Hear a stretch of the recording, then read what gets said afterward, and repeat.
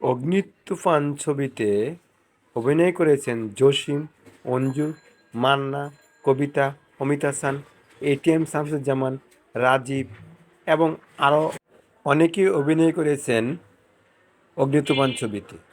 তবে অগ্নিতুফান ছবির গল্পের শুরুতে দেখা যায় যে আরিফুল হক থাকে একজন পুলিশ ইন্সপেক্টর এবং তার দুইটি সন্তান থাকে। একজন হলো জসিম ছোটবেলা এবং মান্নাও ছোটবেলা। তারা দুই ভাই ছোট। তো ঘটনাক্রমে দেখা যায় আরিফুল হক রাজীবের কিছু অবৈধ মাল আটক করে। আটক করার পর তখন রাজীব ওসিকে অর্থাৎ আরিফুল হককে গিয়ে বলে যে শোনেন স্যার, আপনি আমার মালগুলি ছেড়ে দেন। আর যদি আপনি আমার মালগুলি ছেড়ে না দেন তাহলে কিন্তু আপনার সংসারটা আমি একেবারে ধ্বংস করে দেব। আর যদি আমার মালগুলি আপনি ছেড়ে দেন তাহলে তো কোনো কথাই নেই। তখন আরিফুল হক বলে, আমি হলাম পুলিশ ইন্সপেক্টর এবং আমি এখন পুলিশ ইন্সপেক্টর থেকে ওসি হয়েছি। আমি কি আপনার ধমকেই আপনার অবৈধ মালগুলি ছেড়ে দেব? না। আপনি যদি বেশি বাড়াবাড়ি করেন তাহলে কিন্তু আপনাকে আমি আবার লকআপে ঢুকিয়ে রাখবো। কথাটা আপনি মাথায় নেন। তখন রাজীব বলে, শোনেন, বেশি বাইরেন না।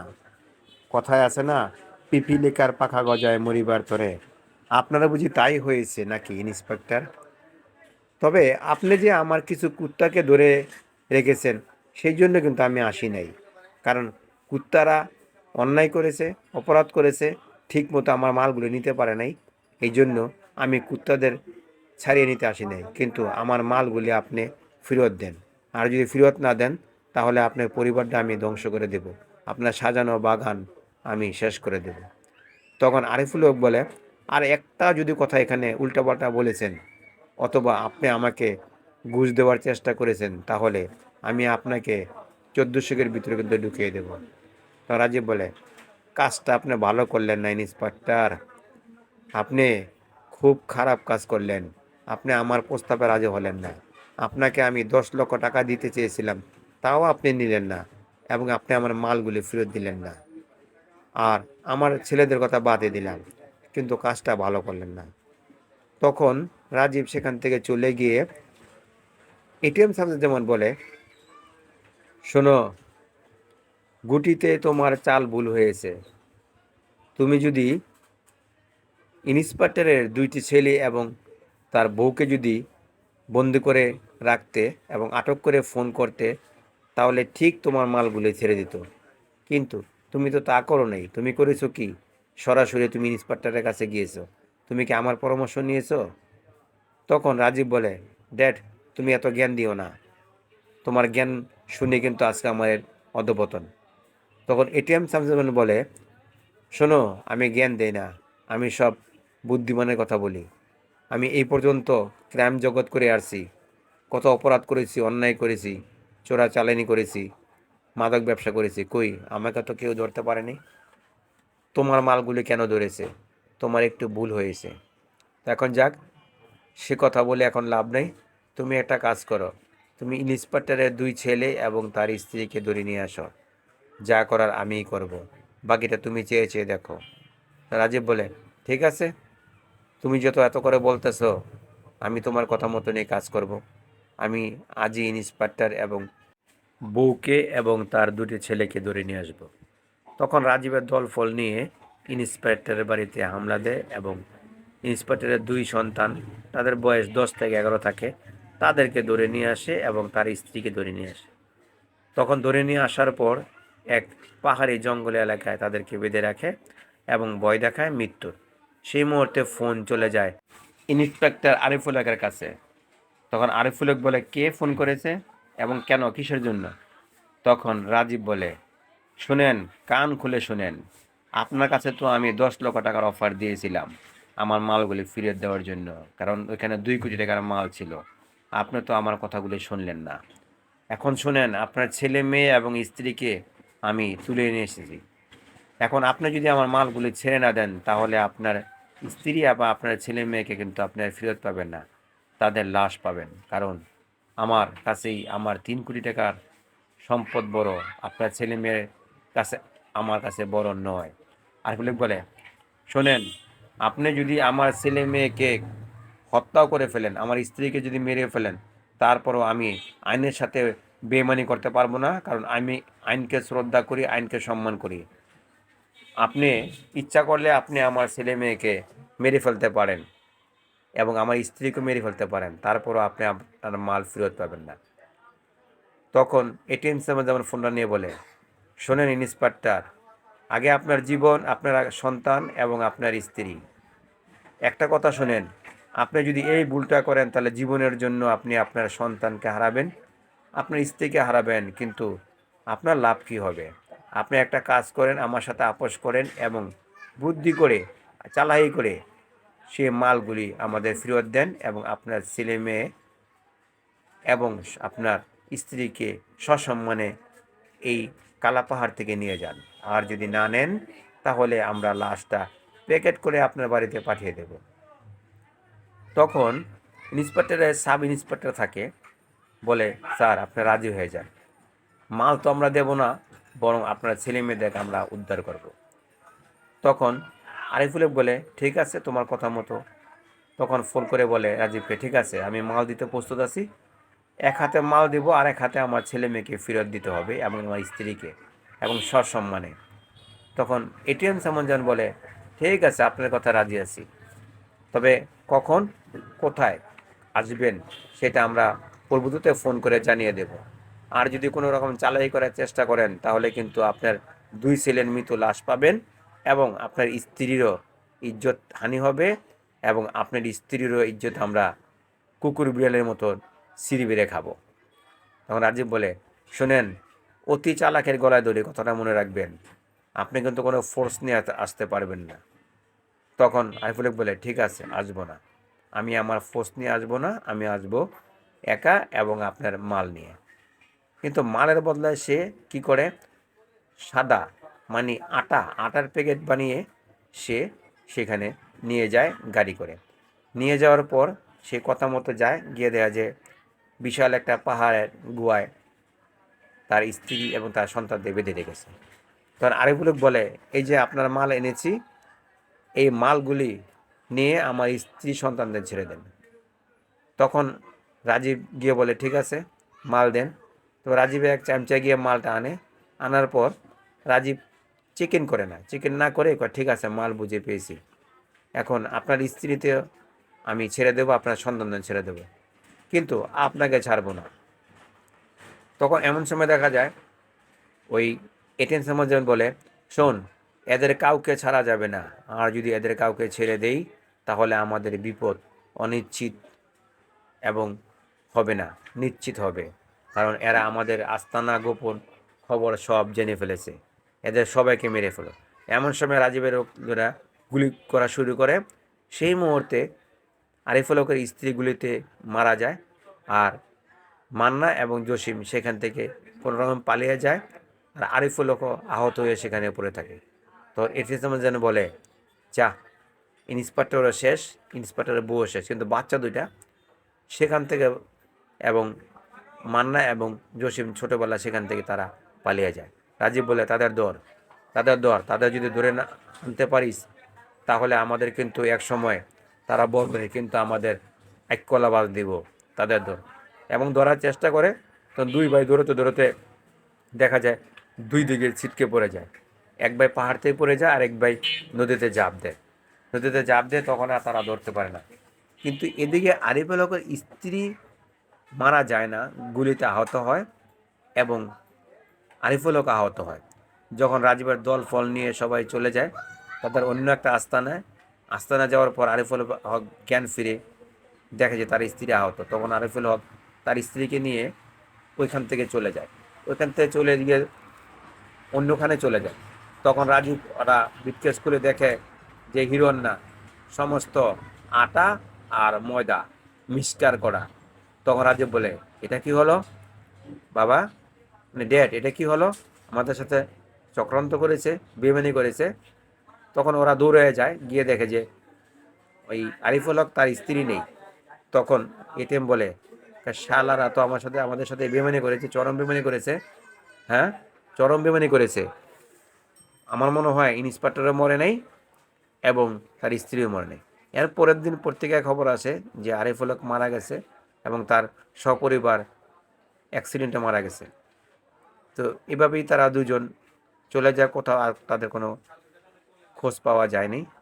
এদিকে জসিমকে এক ট্রাক ড্রাইভার নদী থেকে কুড়িয়ে পায়, মানে পানি খেতে যায় ট্রাক ড্রাইভার। তখন দেখা যায় মানে জসিম যে সে নদীর ধারে পড়ে আছে অজ্ঞান অবস্থায়, সেখান থেকে ট্রাক ড্রাইভার নিয়ে তার বাড়িতে চলে যায়। আর মান্না ছোটোবেলা সে দেখা যায় যে সে যে পাহাড় থেকে পড়েছিল, এক শ্রমিক মজুর, সে দিন মজুর কাজ করে, সে মান্নাকে দেখা যায় একটি গাছের নিচে পড়ে আসা রক্তাক্ত অবস্থা, সেখান থেকে মান্নাকে কুড়িয়ে নিয়ে যায়। নিয়ে যাওয়ানোর পর তখন মান্নাকে নিয়ে গিয়ে ওই লোকটা মানে শ্রমিক তার স্ত্রীকে দেয়। স্ত্রী বলে, কাকে এনেছো? কয়, আমাদের তো কখনো ছেলে সন্তান নেই, আর কখনো হবেও না। যাও, তোমাকে এটা উপহার দিলাম আমি, হ্যাঁ, এটাকে তুমি মানুষ করো। আমার ইচ্ছা এই ছেলেটাকে আমি পুলিশ বানাবো, কারণ আমার ইচ্ছা পুলিশ বানাবো, কারণ পুলিশ যদি হতে পারে দেশের ভালো কাজ করতে পারবে, আর আমার বাপ মাকে যারা মেরেছে তাদেরও হত্যা করতে পারে, তাদেরকেও গ্রেপ্তার করতে পারবো। তখন ওই শ্রমিকের স্ত্রী মান্নাকে বুকে তুলে নেয়, আর জসিমকে ট্রাক ড্রাইভার পেয়ে বলে যে, যা, তোকে আমি লেখাপড়া করাবো। তখন জসিম বলে, না, আমি লেখাপড়া করব না, আমি আমার বাপ মার মৃত্যুর বদলা নেব, কারণ আমার চোখের সামনে আমার বাপ মাকে মেরেছে, এবং কারা মেরেছে তাদের সবাইকে আমি চিনে রেখেছি। কারণ জসিম একটু বড় থাকে, চিনে রেখেছি। তাদের খুঁজে বের করে না মারা পর্যন্ত আমি কোনো ভালো কাজ করব না, এখন থেকে আমি সব খারাপ কাজ করব। তখন জসিম দেখা যায় 12 বছর পর জসিম বড় হয়ে যায়। জসিম বড় হয়ে এক বস্তিতে আসে, যদি কিছু মাস্তান চাঁদা উঠাচ্ছে। তখন জসিমকে বলে, কিরে শালারা, তোরা কিসে টাকা নিচ্ছিস? তোর মার বিয়ে নাকি তোর বোনের বিয়ে? তখন রংবাজরা বলে, এই তুই কে রে? জসিম বলে, আমি মাস্তান, আমার নাম রাজু মাস্তান। তখন ওই বিলেন থাকে গাঙ্গুয়া, রাজু মাস্তার নামে তো এই বস্তিতে কেউ নাই রে। আমি জানি এই এলাকার মাস্তান একমাত্র দাদাভাই। দাদাভাইয়ের উপরে কোনো মাস্তান এই এলাকায় নাই। আর দাদাভাইয়ের নাম শুনলে সবাই চাঁদা দেয়, সবাই হপ্তা দেয়, মাসোয়ারা দেয়। আর তুই কে মাস্তান রে? তখন জসিম বলে, আমি তোদের বাপ। গিয়ে দাদাভাইকে বলি, দাদাভাইয়ের বাপ এখন জন্ম হয়ে আবার নতুন করে এই বস্তিতে এসেছে। আজকের পরে এই বস্তি থেকে একটি চাঁদা নিয়ে যেতে পারবি না, কথাটা কান খুলে শুনে রাখ। তখন এখানে একচোট অনেক মারামারি হয়। মারামারি হওয়ার পর সেই মুহূর্তে অঞ্জু এসে হাত তালে দেয়, আপনি তো খুব শক্তিশালী, হ্যাঁ, আপনি দাদাভাইয়ের লোকদের মেরে তাড়িয়ে দিলেন। তো আপনি তো তাড়িয়ে দিলেন, কথা ঠিক আছে, আপনি তো এখন চলে যাবেন, কিছুক্ষণ পর তো দাদাভাইয়ের লোকেরা আবার আসবে, এর সাথে আমাদের উপরে নানা অত্যাচার শুরু করবে, তখন কে বাঁচাবে? তখন জসিম বলে, আমি বাঁচাবো।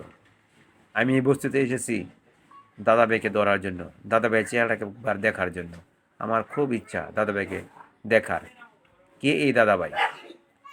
তখন দাদাভাইয়ের কাছে গাঙ্গুয়া আমির ফকির গিয়ে বলে, বস, যে বস্তিতে আমরা গিয়েছিলাম, হ্যাঁ, শিবপুর বস্তি, সে বস্তিতে তো চাঁদা আনতে পারিনি। এক নতুন মাস্তানের আগমন ঘটেছে, তার মাস্তানের নাম হলো রাজু মাস্তান। সে বলে যে আজকের পর থেকে এই বস্তি থেকে চাঁদা তো দূরের কথা। তখন রাজীব বলে, আচ্ছা ওই মাস্তান কয়জন ছিল রে? তখন গাঙ্গুয়া বলে, বস একজন। তোরা কয়জন ছিলি? আমরা প্রায় 10 থেকে 12 জন। বাহ বাহ বাবা, একজন তোদেরকে মেরে রক্তাক্ত অবস্থা তাড়িয়ে দিল, আর তুইরা কিছুই করতে পারলি না? বাহ বাবা, চমৎকার চমৎকার, অতি চমৎকার। রাজীব গিয়ে ইচ্ছা রকম মারে। মারানোর পর তারা বলে, বস আরেকটা সুযোগ দেন, ওই রাজু মাস্তানকে আমরা এই পৃথিবী থেকে সরিয়ে দেব। তখন ওইদিকে দেখা যায় যে অঞ্জু গিয়ে জসিমকে বলে, আচ্ছা, আপনি যে এখানে একলা বসে থাকেন কেন? তখন জসিম বলে, এই বস্তিটা আমার খুব চেনা, এই বস্তিতে অনেক সময় আমি আসতাম, যখন আমি স্কুলে যেতাম তখন আমি এই বস্তিতে চা খেতাম, এই যে দোকানদারে ভিতরে, কিন্তু এই বস্তি আমার চেনা দেখি আমি এখানে এসেছি। আর বস্তির মানুষকে বাঁচানো আমার দায়িত্ব। আমার বাপ ছিল ইন্সপেক্টর, এই বস্তির জন্য অনেক লড়াই করেছে, বস্তির কাউকেই কোনো ক্ষতি করতে দেয় নেই। কিন্তু আমিও এই বস্তির কাউকে কোনো ক্ষতি করতে দেব না, যত বড় রংবাজ বা মাস্তান থাকুক না কেন, আমি ক্ষতি করতে দেব না। তখন অঞ্জু বলে সাবাস। তো এক পর্যায়ে ঘটনাগুলো দেখা যায় অঞ্জুর সাথে জসিমের প্রেম হয়ে যায়, তারা প্রেম ভালোবাসা জড়িয়ে পড়ে। তখন অঞ্জু বলে আমি তোমাকে ভালোবাসি, তোমাকে ছাড়া বাঁচবো না। তখন জসিম বলে তুমি কি আমার সম্বন্ধে জানো, তুমি যে আমাকে ভালোবাসো বলো? আমি তো এক বিদ্রোহী, কারণ আমার বাপ মাকে যে মেরেছে তাদের না মারা পর্যন্ত আমার নিস্তার নাই। তাদেরকে খুঁজে বের করে না মারা পর্যন্ত আমি শান্তি পাবো না, কারণ আমার বাপ মাকে আমার চোখের সামনে মেরেছে। আর যারা মেরেছে তাদের আমি এক এক করে মারবো, তারপরে আমি নিস্তার হব, এর আগে না। তরঞ্জু বলে আমিও তোমার সাথে একমত, কারণ আমার বাপ মাকেও সন্ত্রাসীরা মেরে ফেলেছে, তাদেরকে মারার জন্য আজ আমিও হাতে অস্ত্র তুলে নিতে দ্বিধাবোধ করি নাই। কিন্তু আমি মেয়ে মানুষ বলে ওই মাস্তানদের সাথে পেরে উঠে নেই। আজ তোমার মতো সাহসী একজন পেয়েছি, তাই আমি আজ তোমার সাথে মিশেই আমার বাপ মার খুনিদেরকে আমি বের করে তাদের হত্যা করব। তো এদিকে রাজা মাস্তান বলে সারা শহরে তোলপাড় সৃষ্টি হয়। এখন রাজীব গিয়ে থানায় গিয়ে বলে, থানা ইন্সপেক্টর থেকে মান্না, যে স্যার আপনি কি করতেছেন? নতুন করে যে রাজা মাস্তান তৈরি হয়েছে, সে লুটপাট করতেছে, আমার লোকদের মেরে আহত করে টাকা পয়সা সব ছিনতাই করে নিয়ে গেছে, তাকে আপনি ধরেন না কেন? তখন মান্না বলে ঠিক আছে, আমি রাজা মাস্তানকে ধরে আনার ব্যবস্থা করবো, আপনি এখন যান। যখন রাজা মাস্তানকে ধরার জন্য মান্না যায়, যাওয়ার পর তখন দেখা যায় সামনে একটা মেয়ে গাড়ি নষ্ট হয়ে গেছে। তখন মান্না বলে কি হয়েছে আপনার ম্যাডাম? তখন অর্থাৎ সেই কবিতা, এই যে গাড়িটা আমার নষ্ট হয়ে গেছে। আচ্ছা ঠিক আছে, গাড়ি আপনার নষ্ট হয়ে গেছে, থাকুক, আমার সাথে চলেন, কোথায় যাবেন নামিয়ে দেবো। তখন কবিতা বলে আপনি হলেন পুলিশ ইন্সপেক্টর, আপনার সাথে গেলে প্রেস মানুষ কি বলবে? তখন মান্না বলে কিছুই বলবেন না, আপনার গাড়িটা তো এখন এখানে সারানো সম্ভব না, আর আশেপাশে তো কোনো গ্যারেজ নেই, আর আপনি বা একাই বা কী করবেন? তখন কবিতা তার সাথে চলে যায়। কবিতায় মান্নার দিকে তাকায়, মান্না কবিতার দিকে তাকায়। তো তারা একটা কল্পনায় একটা গান এখানে চলে আসে। গানটা খুব চমৎকার, গানটা খুব ভালো। গান শেষে দেখা যায় আবার তাদের কল্পনা ভেঙে গিয়ে তারা আবার দেখা যায় দুজন দুজনে ছুটে যায়। তখন মান্না কবিতাকে নামিয়ে দিয়ে সেই বস্তিতে চলে যায়। বস্তিতে গিয়ে মাইকিং করে বলে রাজু মাস্তান কে? কে সে রাজু মাস্তান? তখন অনেকে এসে বলে, গ্রামবাসীরা, আমি রাজু মাস্তান, আমি রাজু মাস্তান। রঞ্জু বলে আমি রাজু মাস্তানের স্ত্রী। কেন, কি হয়েছে বলেন? তখন মান্না বলে রাজু মাস্তানের নামে অভিযোগ আছে, সে নাকি অনেক মাস্তানি করে চাঁদা উঠায় এবং এলাকা সন্ত্রাসী করে খুন খারাপি করতেছে, তার বিরুদ্ধে কেস ফাইল হয়েছে, তাকে ধরতে হবে। তখন গ্রাম মানে উপস্থিত বলে আমি রাজু মাস্তান, আমাকে ধরেন, আমি রাজু মাস্তান, আমাকে ধরেন। রঞ্জু বলে আপনাকে যে কথাটা বলেছে সে সম্পূর্ণ মিথ্যা কথা বলেছে, কারণ রাজু মাস্তান কখনো মাস্তানি করে না, কারো কাছ থেকে চাঁদা তোলে না এবং কারো কাছ থেকে টাকা মেরে আনে না। রাজু মাস্তান সে সৎভাবে আমাদেরকে বাঁচিয়ে রেখেছে, এবং যারাই আপনাকে এই খবরটা দিয়েছে তারাই এই বস্তু থেকে মাসোয়ারা নিত, সাপ্তাহে নিত, দৈনিক চাঁদা নিত, তাদেরকে মেরে তাড়িয়ে দিয়েছে বলে রাজু মাস্তানকে ধরার জন্য তারাই খবর আপনাকে দিয়েছে। তখন মান্না বলে তারপরেও এক নজর আমরা রাজু মাস্তানকে দেখতে চাই। তখন সেখানে জসিম ছিল না, রাজু মাস্তান যত জসিম ছিল না। তখন মান্না গিয়ে অঞ্জুকে বলে রাজু মাস্তানকে আমার সাথে অবশ্যই দেখা করতে বলবেন, কারণ রাজু মাস্তানের সাথে আমার কথা বলা একান্ত দরকার, সত্যতাকে যাচাই করতে হবে। শুধুমাত্র একজনের অভিযোগের কারণে তো রাজু মাস্তানকে আমি ধরতে পারি না। আপনারা যদি সবাই বলতেন যে রাজু মাস্তান ভালো, অবশ্যই তার সাথে আমার কথাবার্তা বলতে হবে। তখন একদিন রাজের গিয়ে বলে কি ব্যাপার, আপনি রাজু মাস্তানকে ধরতে পারেন নাই? তখন মান্না বলে আপনি যে রাজু মাস্তানের কথা বলেছিলেন সেরকম রাজু মাস্তান তো সেই বস্তুতে থাকে না, আর যে বস্তুবাসীরা সবাই বলতে যে রাজু মাস্তান খুব ভালো এবং সৎ লোক, সে চাঁদা তোলে না, সে কোনো খুন খারাপি করে না, সন্ত্রাসী করে না, আর আপনি বলতেছেন এই কথা, আমি কাকে বিশ্বাস করব? তখন সেখান থেকে রাজীব চলে আসে। রাজীব এসে তার ডেডকে বলে, আব্বা, আজকে তো রাত্রে আমাদের এক ট্রাক অস্ত্র এবং প্রায় 5 কোটি টাকার হিরোইন আসবে জঙ্গলবাড়ির পাহাড় দিয়ে। তো এই খবরটা আবার দেখা যায় যে রাজীবের এক লোক সৎ থাকে, সে গিয়ে বস্তিতে যায়, বস্তিতে গিয়ে অঞ্জুকে বলে, আপা, রাজু মাস্তান কোথায়? তখন অঞ্জু বলে, ঘরের ভিতরেই আছে, কারণ সে এখন ঘুমাচ্ছে, আমার খুব দরকার তার সাথে। তখন যে ট্রাক ড্রাইভার জসিমকে পেয়ে নিয়েছিল সেই ট্রাক ড্রাইভার কয়, কী হয়েছে রে বাবা? কয়, আমার রাজু মাস্তান খুব দরকার। কয়, কোথায়? কয়, ঘুমিয়ে আছে। তখন রাজু মাস্তান অর্থাৎ জসিম শুনে আসে, আসার পরে বলে, কী হয়েছে? কয়, শুনেন, আমিও হইলাম দাদা ভাইয়ের লোক। আজকে রাত্রে, ঠিক আছে, আজকে রাত্রে এক রাস্তা দিয়ে, সেই রাস্তা দিয়ে 5 কোটি টাকা হিরোন আর এক ট্রাক অবৈধ অস্ত্র আসবে। আপনি যদি এগুলি ধরিয়ে সরকারকে দিয়ে দেন তাহলে দেশের অনেক উপকার হবে। তখন রাজু মাস্টার জসিম বলে, ঠিক আছে, তুমি চলে যাও, তোমার রাস্তা নাই, খবর টবর আমি এরকম দেবে। তখন অঞ্জুকিকে বলে, জসিম বলে, শোনো, আজ রাত এক রাস্তায়, মানে হিমসুরি রাস্তায় দিয়ে এক ট্রাক অস্ত্র এবং 5 কোটি টাকা হিরোইন আসবে, আমরা সেখানে অ্যাটাক করব। তখন অঞ্জু বলে, ঠিক আছে। তারা দুইজনে গিয়েই সেই রাস্তায় দুইজনেই গিয়ে আক্রমণ করে, এবং ফার্স্টে তারা একটা ইটা মারতে থাকে। সেই মুহূর্তে সন্ত্রাসীরা পালানোর জন্য গিয়ে তাদের কাছ থেকে অস্ত্র নিয়ে জসিম এবং অঞ্জু গুলি করে তাদেরকে তাড়িয়ে দেয়, এবং সেখান থেকে এক ট্রাক মাল এবং 5 কোটি টাকা হিরোইন থানায় গিয়ে অস্ত্র বোঝাই করা ট্রাক আর 5 কোটি টাকা হিরোইন ট্রাকের ভিতরে রেখে ফোন করে মান্নাকে, ইন্সপেক্টর, আপনার অফিসের সামনেই এক ট্রাক অস্ত্র আর 5 কোটি টাকা হিরোইন আছে, এগুলি আপনি আপনার কাস্টডিতে জমা রাখুন। তখন মান্নায় দৌড়া ছুটে যায়, গিয়ে দেখা যায় এক ট্রাক অস্ত্র এবং 5 কোটি টাকা হিরোইন। তখন জসিম বলে, আপনি কে? তখন জসিম বলে, আপনি আমাকে চিনে লাভ নেই, আপনি এগুলি আগে উদ্ধার করুন। এই সংবাদ শোনার পর তখন মান্না বিস্মিত হয়, কে এই লোক, কে এই খবর দেয়, আর কারই বা মাল?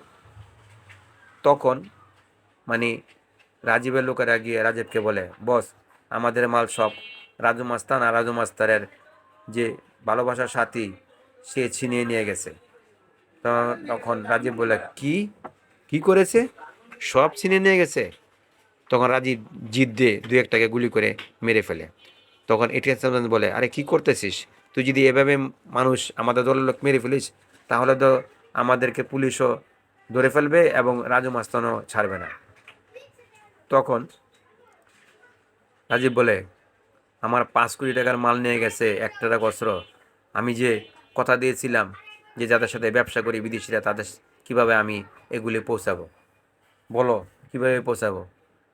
এখন তো আমার আর সাথে আর ব্যবসা করবে না, এবং আমি আর টাকা পয়সা ইনকাম করতে পারবো না, আমাকে তো ফকির করে দিল রাজু মাস্তান। তখন রাজীব এক গাড়ি লোক নিয়ে বস্তিতে যায়। তখন রাজীব বলে, রাজু মাস্তান, তুই বেরিয়ে আয়, আজকেই তোর শেষ দিন, কারণ তোকে মারার জন্য আমি পাগল হয়ে গেছি। তুই আমার অনেক ক্ষতি করেছিস, তুই আমার লোকদের মেরে আমার 5 কোটি টাকার হিরো নিয়ে গেছিস এবং এক ট্রাক মাল পুলিশ হাতে ধরিয়ে দিয়েছিস, তোকে মারবই। তখন জসিম অর্থাৎ রাজু মাস্তান বেরিয়ে কয়, তুই তুই দাদা ভাই? তখন ভালো করে লক্ষ্য করে তাকিয়ে দেখে, কয়, তোকে আমার খুব চেনা চেনা লাগতেছে। তোরা রাজীব বলে, তুই আমাকে কি চিনবি? তোকে আজকে চিনব। সেখানে অনেক গোলাগুলি হয়, অনেক মারামারি হয়, অ্যাকশন হয়। তখন তখন মারামারি না পেরে রাজীবের লোকরা সব চলে আসে। তখন এটিএম বলে, রাজু মাস্তানের সাথে পারবি না, রাজু মাস্তানকে কৌশলে মারতে হবে। এদিকে জসিমের বাপ মা একদিন বনের ভিতরে তারা ছোট্ট একটা কুড়িয়ে ঘর বানিয়ে থাকে। তো মান্না একটা অপারেশনে যায়, গিয়ে সেখানে দেখে যে দুইজন বয়স্ক লোক মানে তারা বসে আছে। তখন মান্না গিয়ে পিছন থেকে বলে, অ্যারেস্ট হিম, আপনারা কেউ পালাতে পারবেন না। তখন আরিফুল হক এবং আরিফুল হকের স্ত্রী বলে, বাবা কে তুমি, আর আমাদের অ্যারেস্ট করবে কেন? তখন মান্না বলে, আপনারা নিশ্চয়ই জানেন যে এই জঙ্গলে কারা চোরাচালান করে, যারা হিরোইন পাচার করে, যারা অস্ত্র পাচার করে। তখন আরিফুল বলে, বাবা আমরা কিছু জানি না, কারণ আমি তো কখনো কাউকে দেখি নাই, আর আমি তো অসহায়, আর আমার মতো লোক কি দেখবো। তোর মান্না বলে, যদি এরকম কোনো খবর পান তাহলে বলবেন। তো এদিকে মান্নার যে প্রেমিকা থাকে, প্রেমিকাকেও রাজীবের লোকেরা ধরে নিয়ে যায়। নিয়ে গিয়ে বলে, ইন্সপেক্টর আপনারা সব মালগুলি যে নিয়েছেন, সব মালগুলি আমাকে ফেরত দেন, আর যদি ফেরত না দেন তাহলে আপনার যে ভালোবাসার সাথী আছে তাকে মেরে ফেলব। এদিকে আবার দেখা যায় যে গল্পে দেখা যায় যে অঞ্জুকেও রাস্তা থেকে তুলে নিয়ে যায়। তো তুলে যখন নিয়ে যাওয়ার পর, তো যেখান দিয়ে নিয়ে যাচ্ছে পাহাড়ে, তো সেই মুহূর্তে আরিফুল হক এবং তার স্ত্রী রাজীব এবং এটিএম সামুজ্জামানকে চিনতে পারে মতন। তখন আরিফুল হক বলে, এই বদমাইশ, দাঁড়া দাঁড়া। ওরা দৌড়তে থাকে। তো সেই মুহূর্তে আবার জসিম এবং মান্নাও ছুটতে থাকে তাদের পিছে। তখন জসিম এক পর্যায়ে হোঁচট খেয়ে পড়ে যায় তার বাপ আরিফুল হকের সামনে। তখন জসিম আরিফুল হককে দেখতে চিনতে ভুল করে না। তখন জসিম বলে, আপনাকে খুব চিনা লাগতেছে। তখন আরিফুল হক বলে, তোমাকে দেখে আমার বুকটা শান্ত হয়ে গেল, ঠান্ডা হয়ে গেছে। তখন আরিফুল হকের স্ত্রী বলে, বাবা তোমাকে দেখে আমারও না বুকটা যেমন এতদিন যে হাহাকার ছিল, কষ্ট ছিল, সেটা যেমন দূর হয়ে গেছে। তখন জসিম বলে, তো আপনাকে না আমার দেখে আমারও বুকটা ঠান্ডা হয়ে গেছে। এমন সময় আরিফুল হক জসিমের যে একটা কালো তিল থাকে তার গলার ভিতরে, সেটা নজর পড়ে। আরিফুল বলে, আচ্ছা এই তিলটা কি তোমার জন্মের? তখন জসিম বলে, হয় এই তিলটা আমার জন্ম থেকে। আচ্ছা তোমার বাপ কি পুলিশ ইন্সপেক্টর ছিল? তখন জসিম বলে, হয় আমার বাপ পুলিশ ইন্সপেক্টর ছিল, কিন্তু আমার বাপকে তো মেরে ফেলেছে এই রাজীব, সে আমার বাপকে মেরে ফেলেছে। তখন আরিফুল হক বলে, না তুমি আমার সন্তান, বড় সন্তান, কারণ তোমার যে এই তিলটা ছিল না, এই তিলটাই আমার বড় ছেলে ছিল। আমার বড় ছেলের নাম ছিল সুমন। তখন আর ছোট ছেলের নাম ছিল আবির। তখন জসিম ভালো করে লক্ষ্য করে তাকিয়ে কল্পনা কিছু দৃশ্য দেখার পর তখন চিনতে পারে জসিমকে, যে তার বাবাকে। তখন বাবা মাকে জড়িয়ে ধরে পরে জসিম বলে, তোমরা এখনো বেঁচে আছো? আমার ভিতরে যে অগ্নি তুফান জ্বলতেছে তোমাদের না পেয়ে, সেই তুফানটা আমি ঠান্ডা করবে কিভাবে? ওই দাদা ভাইয়ের রক্ত দিয়ে সেই তুফান আমি ঠান্ডা করব, কারণ তোমাদের কাছ থেকে আমাদের কেড়ে নিয়েছিল। দীর্ঘ 15 বছর ধরে আমি আমার বাপ মার কাছ থেকে বঞ্চিত। তখন এমন সময় রাজীবের লোকেরা এসা চতুর্দিকে ঘেরাও করে ফেলে। তখন দেখা যায় মান্নাও গাড়ি নিয়ে ছুটে আসে অনেক পুলিশ নিয়ে। তো এখানে খুব গোলাগুলি হয়, মারামারি হয়, অ্যাকশন হওয়ার পরে এক পর্যায়ে রাজীব যখন পালিয়ে যেতে চায়, তখন ওই মান্নার যে পালিত বাপ দৌড়ে আসানোর পর তখন মান্নাকে দেখে বলে, বাবা তুই এখানে যাইস না, তুই যে যাস তুই মারা পড়বি, আর তোরকে যে আমি লালন পালন করেছি, হ্যাঁ, আর তোর বাপ মা যদি আমার কাছে আসে তোকে আমি কীভাবে ফেরত দেবো? তোর মান্না কী বলতেছো তুমি? কহ, তোর বাপ মা আছে, তোর বাপ মা, আমি তোর বাপ মাকে চিনি। তোর বাপের নাম ছিল ইন্সপেক্টর আরিফুল হক, তার বাপ মানে তোর বাপ হলো আরিফুল হক। আমি তোকে চিনতাম এবং তোর বাপকেও চিনতাম। তখন এক পর্যায়ে দেখা যায় যে মান্না গাড়ি নিয়ে যাচ্ছে এবং জসিম, আরিফুল হক এবং আরিফুল হকের স্ত্রী অথবা জসিমের মা আসতেছে। এমন সময় মান্না গাড়ি থামিয়ে দেয়, আর ওই যে মান্নাকে যে লালন পালন করেছিল সে আরিফুল হককে চিনতে পারে। তখন আরিফুল হককে গিয়ে বলে, ভাই এই যে আপনার আমানত, এই যে আপনার ছোট ছেলে, আমি আপনার ছোট ছেলেকে খুব যত্ন করে রেখেছি, তাকে আমি ইন্সপেক্টর বানাইছি। তখন জসিম এবং মান্নার সাথে তারা মিলে যায়, দুই ভাই, তারা গলা জড়িয়ে ধরে এবং তার বাপ মার সাথে জড়িয়ে ধরে। এমন সময় গোলাগুলি শুরু করে দেয়। গোলাগুলিতে দেখা যায় মান্নার পালিত বাপ মারা যায় এবং জসিমকে যে পালে সেও দৌড়ে আসতে থাকে, তাকেও মেরে ফেলে। তখন জসিম মান্না বলে, আজ হবে অগ্নি তুফান, আমার বাপ মাকে মেরেছিস, আমার পালিত বাপ মাকে মেরেছিস, যারা আমাদের দুই ভাইকে কোলেপিঠে মানুষ করেছে তাদেরকে মেরেছিস, আজ হবে অগ্নি তুফান, এমন তুফান জ্বালিয়ে দেব তোরা কেউ বাঁচতে পারবি না। তখন দুই ভাই মিলে ছুটে অন্যায়ের বিরুদ্ধে মোকাবেলা করার জন্য যেতে যেতে পাহাড়ের নিচে যখন চলে যায়, সেখানে গিয়ে দেখে যে অঞ্জু এবং রানীকে তারা বেঁধে রেখেছে এবং সামনে আগুনের একটা গোল্লা তৈরি করে রেখেছে। রশি দিয়ে টান দেয় আর অঞ্জু এবং রানী চিৎকার করতে থাকে। তখন জসিম সেখানে গিয়ে, মান্না সেখানে গিয়ে অ্যাকশন দৃশ্য, গোলাগুলি শুরু হয়ে যায়, চতুর্দিক গোলাগুলি। হ্যাঁ, জসিম গুলি করে, মান্না গুলি করে, রাজীব গুলি করে, রিমজান গুলি করে, তার লোকেরা গুলি করে। এখানে এক পর্যায়ে দেখা যায় মারামারি করতে করতে রাজীব এবং এটিএম সামনে পালাতে যায়, আর জসিম আর মান্না গিয়ে, জসিম বলে, তোর জন্য আমার বাপ মাকে 15টি বৎসর আমি কাছে পাই নেই, তাদের আদর ভালোবাসা থেকে বঞ্চিত ছিলাম ঘুষি মারে। মান্না বলে, তোর জন্য 15টি বৎসর ধরে আমার ভাই বাপ মার আদর ভালোবাসা থেকে বঞ্চিত ছিলাম, এভাবে ঘুষি মারে। মারতে মারতে এক পর্যায়ে যখন পালিয়ে যেতে চায়, তখন মান্নাকে রাজীব যখন মারার চিন্তা ভাবনা করে গুলি করতে থাকে, আর জসিম পিছন দিয়ে এটিএম জামান এবং রাজীবকে মেরে ফেলে গুলি করে।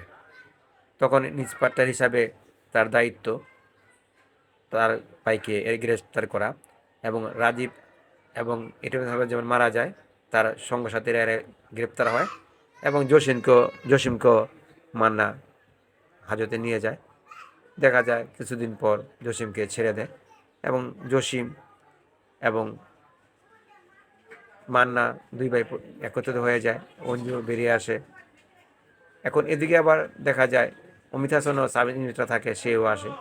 সে আসার পরও তাদের সবার মিল হয়ে যায়, তারা সুখে শান্তিতে বাড়িতে আসতে থাকে। এখানে সমাপ্ত লেখা। তবে পরিচালক অগ্নিতুফান ছবিটিকে সুন্দর করে গুছিয়ে করে এবং ছবিটির গল্প মেকিং ভালো করে উপস্থাপন করে এবং পরিচালনা করার পর ছবিটা ভালো ব্যবসা করেছিল। অঞ্জু এবং জসিমের এটা দ্বিতীয় ছবি ছিল এবং মান্নার সাথে জসিম দ্বিতীয় নায়িকা হিসাবেই কাজ করতেছিল। এই ছবিতে অমিত হাসানও তৃতীয় নায়ক হিসাবে কাজ করে। তবে রাজীব এবং এটিএম যেমন জসিম ভালো অভিনয় করে এবং জসিম অগ্নি তুফান, সে তুফান নামে এই ছবিতে ভালো নাম করে এবং তার প্রশংসা কুড়ায়, সে অনেক সুনাম অর্জন করে এবং পরিচালক কাছে সে সম্মান পায় এবং দর্শকদের কাছে সে ভালোবাসা যোগায় এই তুফান ছবির মাধ্যমে।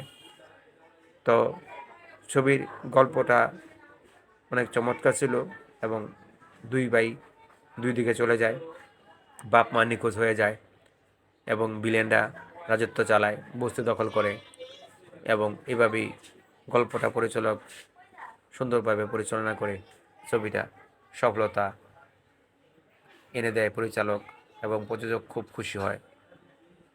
খুশি হয়ে দ্বিতীয় ছবি করার উৎসাহ তার মনে জাগে এবং পরিচালতে দেখা যায় অগ্নিপুরুষ নামে আবার ছবি করার সিদ্ধান্ত নেয় পরিচালক।